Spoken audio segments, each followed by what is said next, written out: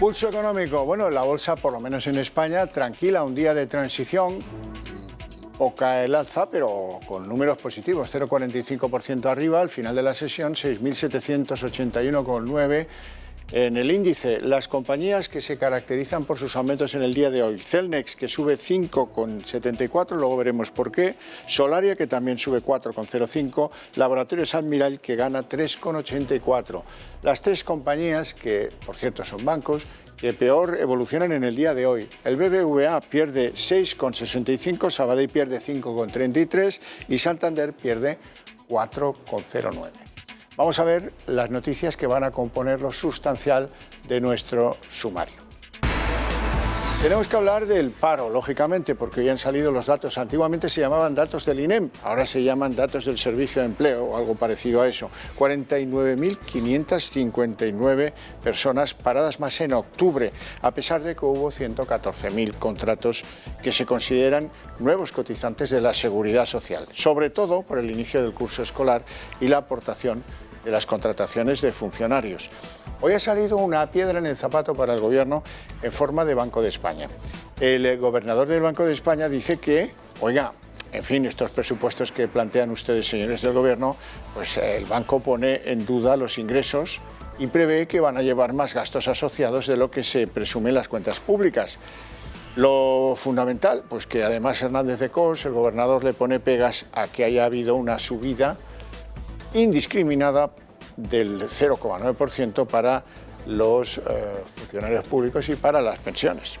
Les presento ya a nuestros invitados en este pulso económico de resaca electoral. Don Antonio Banda, CEO de Filcapital. Muy buenas tardes, noches. Hola, buenas tardes. Don Daniel Rodríguez Asensio, consultor empresarial y economista. Muy buenas tardes, noches. Buenas tardes, Javier. Empezamos con las bolsas. ¿Qué han hecho las bolsas? ¿Quién comprende lo que hacen las bolsas? Esa es otra, ¿no? En tiempos de volatilidad por los no resultados que obligarán al recuento en algunos estados de los Estados Unidos, resulta que las bolsas se disparan, don Daniel. Sí, es curioso, ¿no? Probablemente el periodo de mayor incertidumbre política que se abre en Estados Unidos en los últimos años, y ya es decir, los principales índices internacionales están subiendo.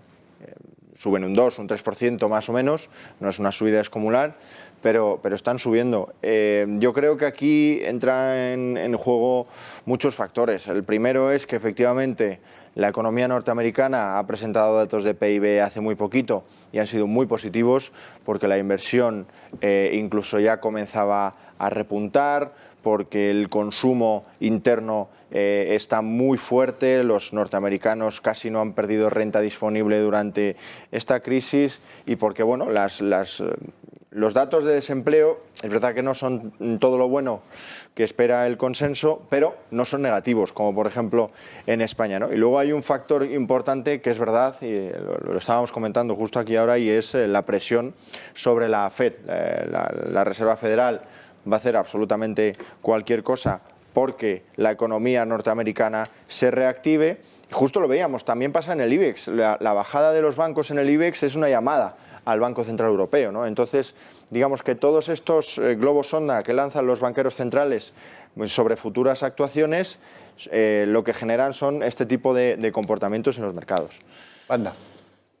Bueno, yo creo que las bolsas descuentan algo que nosotros todavía no vemos. Fundamentalmente, en Estados Unidos van a tener un presidente, pensaban que iba a haber mucho más lío, no apuestan por uno o por otro, ellos saben que va a haberlo y probablemente lo sabremos en los, no sé si esta noche o mañana, y eso indica que las decisiones se van a tomar, ¿no? Y al final esas decisiones tomadas y no quedarse en un impasse de no tener presidente va a significar que se van a poder hacer cosas, ¿no? El crecimiento americano sigue fuerte, se puede hacer también por parte de la Reserva Federal intervenciones para ayudar a la economía y sobre todo lo que también vemos claramente que España se ha quedado detrás, vuelve a quedarse detrás.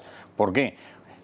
Has comentado la caída de los bancos, una caída casi de media de los tres principales, o de esos tres bancos que han caído que más, BBVA, Sabadell, de un 6%, resulta que hacen que la bolsa suba un 0,45%. Esto nos pasa hace 3 años y la bolsa estaría cayendo un 5%. Claro. ¿Qué ha pasado? Que las financieras no pintan nada ya, ni en la bolsa ni en España. Ese es uno de los cambios estructurales que, por cierto, tengo que decirles una cosa, el próximo día 12 el Club de Amigos de Intereconomía organiza una conferencia gratuita absolutamente sobre pues, los primeros compases de la inversión en bolsa insisto, el Club de Amigos con Miguel Ángel Cigüéndez, habitual de este programa, que, bueno, ¿cómo hacerlo para asistir a esa conferencia? Pues muy sencillo, tienen que llamar al teléfono que aparece ahí del Club de Amigos o ponerse en contacto con el Club de Amigos para reservar esa asistencia que es, como digo, de forma absolutamente gratuita. Pensando en ustedes, que es lo que nos toca y lo que hacemos con mucho gusto. Por cierto, ha habido un momento esta mañana, hablando de bolsas, en el que parecía que la lectura iba a ser un poco diferente. Se hundían las renovables y subían las tecnológicas. Eso luego ha quedado un poco más disfrazado, pero eso sí que significaba pues como una bienvenida a Trump, ¿no? Sí, eso es un movimiento pro-Biden, ¿no? Está claro que Trump siempre va a estar a favor de lo que ha venido sucediendo estos años, que por eso el S&P 500, bueno, los principales índices han estado disparados debido fundamentalmente a las grandes tecnológicas. Biden es un presidente que va a apostar más por la economía sostenible, por el Green New Deal y todo este tipo de políticas que, por cierto, Obama ya ha demostrado que son fracasadas, y es un movimiento previsible en las bolsas y que irá más si gana Biden, sin ninguna duda. Bueno, la situación es que los sectores están muy marcados y diferenciados entre republicanos y demócratas, ¿no? Y claramente, cuando se ha ido hacia un lado, las bolsas han empezado la mañana prácticamente con caídas fuertes, pensando que efectivamente la cosa se complicaba, ¿no? Por las noticias, cuando nos hemos ido a dormir aquí, pues parecía que la cosa se paralizaba y que no había todavía un ganador, ¿no? Ahora, el día de hoy ya parece que indica que las cosas están cambiando, y por eso ha habido ese cambio de tendencia en las principales, en las industrias sobre todo. Vamos a España de nuevo y vamos al paro en España. Los antiguos servicios del INEM certifican que en octubre hay 49.558 parados más, a pesar de que se han producido 114.000 contratos nuevos. Se deben al inicio del curso escolar, se deben a contratación de funcionarios, en fin. El secretario de Estado de Empleo, Joaquín Pérez Rey, hacía esta interpretación de los ERTE. Nosotros barajamos que aproximadamente hasta final de año nos situaremos en torno a los 14.000 millones de euros en gasto en prestaciones por desempleo vinculados al sistema de ERTE. Y por lo que se refiere a extender este sistema de protección más allá del 31 de enero, bueno, pues nosotros tendremos que ver con prudencia cómo evoluciona la situación económica y sanitaria. Como saben, la comisión tripartita en la que se produce la negociación de los instrumentos de ERTE se reúne con regularidad y recibe información periódica, y será en el marco del diálogo social donde se adopten esas decisiones. Yo, por el momento, diría que hasta el 31 de enero contamos, como decía el secretario de Estado de Seguridad Social, con un instrumento ágil y flexible. Banda, 14.000 millones nos cuestan los ERTEs.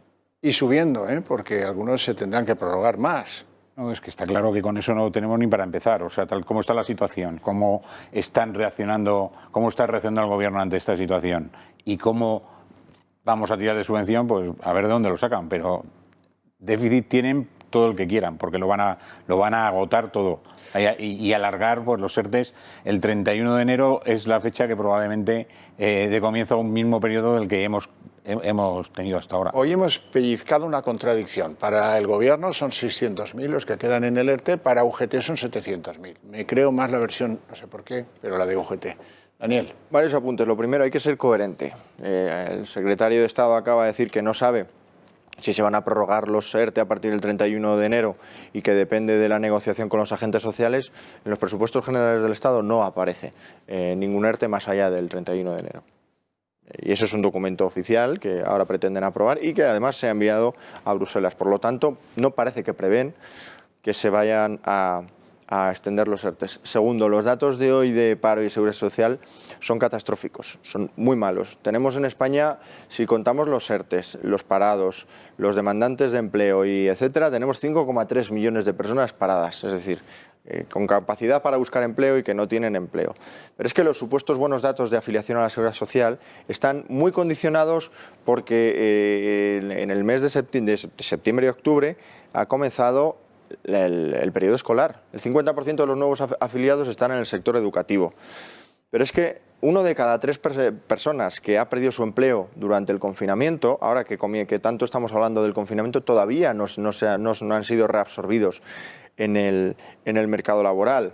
Esto es para mí una catástrofe, una verdadera catástrofe, porque esto ya comienza a ser un elemento estructural de nuestro mercado de trabajo, concretamente del paro. Sobre el número de parados, es que hay 600.000 más que antes de la crisis, estamos en niveles superiores a 2016 sin contar los 630.000 ERTEs, y hay una cosa muy importante, los datos que ha hecho hoy públicos el Ministerio no incluyen los nuevos ERTEs que se están produciendo con los actuales confinamientos. Bueno, no sé si no lo incluyen, no han dejado claro que lo incluyan, puede ser que no lo incluyan, es decir, puede ser que esa cifra sea incluso mayor. Las cifras de paro y seguridad social de hoy son un verdadero escándalo, llevan al país a una situación financiera muy difícil y, ojo, a una situación social muy difícil, porque se han destruido 100.000 empresas y la leve creación de autónomos en el mes de octubre es 1/3 de los autónomos que se crearon en 2019 y 1/3 de la media de los años de expansión económica. Es decir, no va a haber quien emplee en este país más allá del sector público. Hablemos de presupuestos. Han tirado de ese acuerdo ustedes. El Banco de España hoy ha suspendido claramente los presupuestos del Gobierno. Les dice que los ingresos no son creíbles y que los gastos tampoco, que van a haber mucho más gastos de lo que el Gobierno expone en las cuentas públicas por escrito. El gobernador Hernández de Cos le ponía incluso pegas a esa graciable aumento de sueldo a los funcionarios y a las pensiones del 0,9%. La propuesta de incremento de los salarios públicos y de las pensiones contempladas en el proyecto de presupuestos podrían redundar si se materializan esos riesgos que he tratado de enfatizar, en un aumento de las compensaciones reales de estos colectivos. En una coyuntura que al mismo tiempo se materializa o se contextualiza en una importante destrucción de empleo en el conjunto de la economía y un deterioro muy acusado, sin precedentes históricos relevantes en las cuentas públicas. En este contexto, en mi opinión, sería más conveniente que, en lugar de adoptar incrementos salariales generalizados para los trabajadores públicos, que, como digo, podrían llevar a incrementos reales ex post, también para el caso de las pensiones, se valorase, al menos en el caso de los incrementos salariales, la posibilidad de implementar incrementos más focalizados dentro del colectivo de funcionarios, como por ejemplo podría ser en el caso del personal sanitario. O sea, plantea al personal sanitario se le puede aumentar el 0,9% y al resto de los funcionarios no. Don Antonio Banda. Bueno, tenemos aquí una parte muy importante que es Europa. O sea, se ha mandado un presupuesto que no se ha estudiado, no se ha preparado y que lo único que refleja es un incremento unido a la inflación. Europa, desde luego, lo va a ver como una provocación. Una provocación absoluta. O sea, es algo que manifiestamente es imposible de aplicar. O sea, unas subidas de la inflación en una situación como la que tenemos y como objetivo. Claramente, estoy de acuerdo con el gobernador del Banco de España, no han hecho el trabajo, como pasa siempre. O sea, hacen una labor solamente de propaganda y no son capaces de analizar la situación real de España y la posibilidad que nos está dando Europa de ayudarnos, por lo menos, a intentar salir de la crisis. Sí, y si no se aprovecha. Y tomamos la buena senda. Don Daniel Rodríguez Asensio, un suspenso. Esto es muy sencillo. Los presupuestos generales del Estado son irreales, son una carta a los Reyes Magos. Ya lo hemos comentado aquí, la parte del gasto está disparado. Los ingresos, para que te hagas una idea, prevén máximo histórico en 2021, es decir, no hay quien se lo crea. Y el cuadro macro, para empezar, no contempla la situación de confinamientos parciales y posiblemente domiciliarios que se produzcan de aquí a final de año. Eso para empezar, así de partida. Claro, ¿de qué está hablando el gobernador del Banco de España? De la inflación.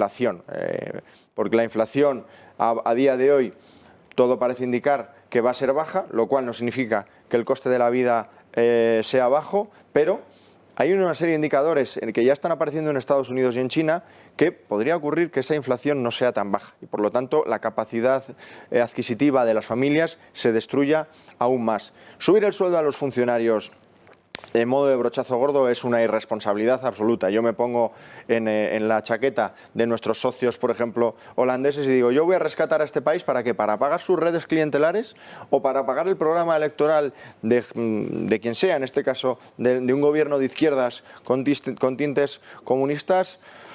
Me cuesta verlo. Tenemos que tener en cuenta, primero, que ni en 2025 vamos a recuperar el empleo que se ha destruido y va a seguir destruyendo. Y segundo, que nuestra deuda pública va a estar por lo menos en el 125% del PIB. No solo hablo este año, digo en un horizonte 2025. No me lo invento yo, lo dice el FMI y otros tantos organismos internacionales.